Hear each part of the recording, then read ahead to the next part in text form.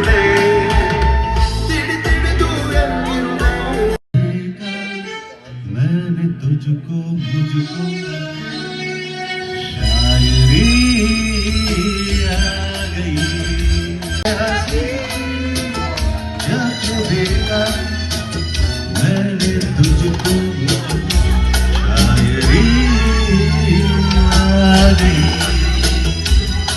मैं आशिक हो गई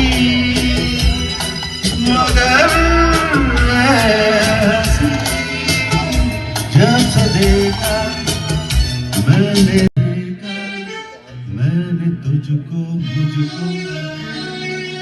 शायरी आ गई ಸಿನಿಮಾ ಜಗತ್ತಿನ ಕ್ಷಣ ಕ್ಷಣದ ಸುದ್ದಿಗಾಗಿ SS ಟಿವಿ ನಿಮ್ಮೊಂದಿಗೆ.